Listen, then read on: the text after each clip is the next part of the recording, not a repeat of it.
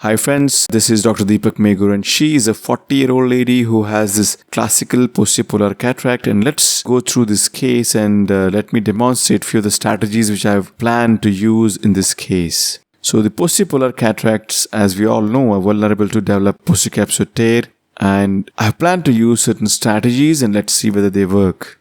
These are the preoperative slit lamp photographs and OCT image which does not show any pre-existing posterior defect. As the side ports are being done, I just like to enumerate the plan which I have thought for this case. The first most important aim is to perform a low pressure surgery, that is the infusion pressure is going to be very less during every step of the surgery. Number 2, I'm going to use the oval Rhexis technique, and hopefully these two strategies are going to work well for me. The importance of performing a low pressure surgery has been described in this video, which is titled When Less is More in Posterior Cataracts. If you want to watch this video, I would strongly urge you to go and watch this video first. Once the capsule is stained, I'm going to put in dispersive OVD. I'm going to use Aurocoat, which is a viscoat mimic. The reason I prefer to use dispersive OVD is that I want to use an OVD which can go through very thin candle like this and also stay in the eye so that the chamber does not shallow immediately when we come out. So these are the two characteristics which I would prefer to have in an OVD, especially when I'm trying to do a posterior cataract. The OVD is not overfilled, it's underfilled. We can see that when I'm trying to do the incision, we can see that there are corneal folds suggesting that the globe is not very tight. So at every stage of the surgery, the infusion pressure is to be maintained low. That is the philosophy which I follow here. Time to perform the Rhexis. The oval Rhexis is described by Dr. Kiranjit Singh from Amritsar, and he believes that the advantages are quite significant in posterior cataracts. Few of the advantages of this oval Rhexis is that, so if we have an access to the epinucleus quite easily, requiring much less manipulation, we have a lesser chance of causing any stress on the posterior capsule during the aspiration of the epinucleus mode. And of course, in the event of a posterior capsule tear and our necessity to have an optic capture done, we still have the benefit of the smaller anticapsular rim, which is exactly perpendicular to the longer meridian of the oval Rhexis. So the capsule is punctured with needle and then the Rhexis is initiated. So this is my plan to perform the oval Rhexis. The longer diameter of the oval is intended to be parallel to the incision. So this is what is going to be my longer axis. Eventually the Rhexis is completed and hopefully this should do the job well. So this is the oval Rhexis which I intended to create and looks alright.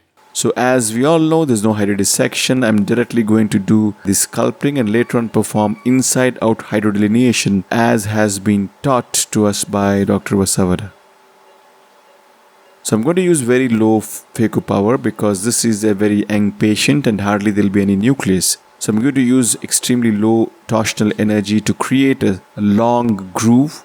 Once it is about 50% depth, now is the time to perform the inside-out hydrodelineation. I'm going to use the same hydrodissection cannula, gently push it across the endonucleus and then inject a small amount of fluid to get the golden ring. I'm getting multiple small rings here because the nucleus is extremely soft. So we have a very small endonucleus because the patient is very young and the lens is very soft. The hydrodelineation ring is not extended to some portion, so I'm going to mechanically delineate it using my blunt chopper.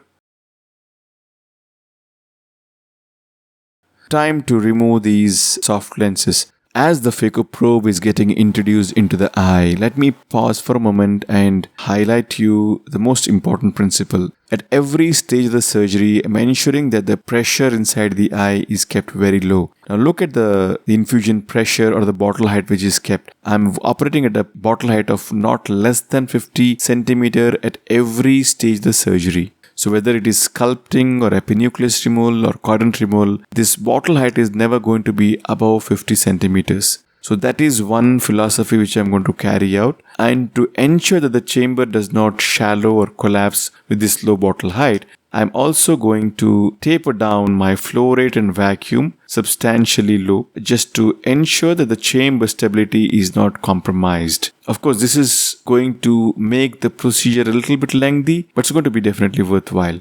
In this case, it's going to be difficult to crack the nucleus because the nucleus is literally non-existent. There is hardly any substance to it. So I'm going to aspirate out all the central endonucleus part using very low energy as we do in our epinucleus mode.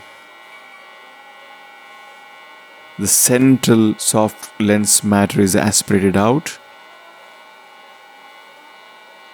Now once the endonucleus is out and I'm having access to the epinucleus, with just a gentle little maneuvers, I could ensure that the epinucleus just flips on its own and the entire epinucleus is mobilized out of the bag with the phaco probe itself and then gently aspirated out.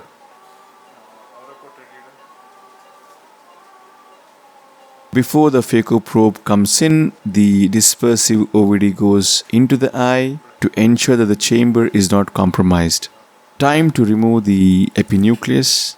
I'm going to use bimanual irrigation aspiration to remove the cortex. As the eye is already filled with OVD, when I'm entering into the eye, the bottle is kept down very low and then the aspiration is begun. Once I feel that the chamber is becoming shallow, as the OVD gets aspirated out, and then I'm going to gradually increase the bottle height to maintain the chamber. The bottle height changes are going to be dynamic. So as soon as I enter, it's going to be low, and once I feel that the chamber is getting a little bit shallow, or as soon as I notice some chamber fluttering, I'm going to increase the bottle height. So this quadrant of the cortex is taken care of. OVD is injected into the eye, the hands are switched. The remaining quadrant of cortex is then aspirated out.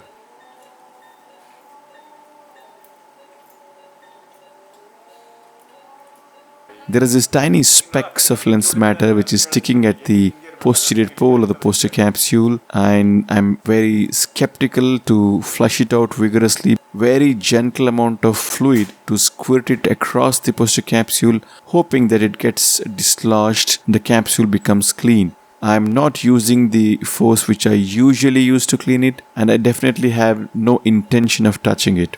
So the posterior capsule integrity has been maintained up till now, so I don't want to lose it at any stage. Thankfully, the little gentle flushing with the fluid cleaned it off without any side effects. Time to place the lens in. Again, the OVD is used to fill in the bag. Care is taken not to overinflate the bag now. And the pre-planned multi-piece lens is being injected into the bag. Even while dialing the lens, I'm extremely cautious not to stretch or tug at the posterior capsule as the lens is being maneuvered, because I have experienced the posterior capsule tear even at the fag end of the surgery in such postpolar cataracts. We need to remind ourselves that in such cases, it's really not over until it's truly over. It can happen during OVD removal, it can happen even during your side port hydration when you're trying to overinflate things. So I try to keep these things in my head all the time as I'm finishing this case.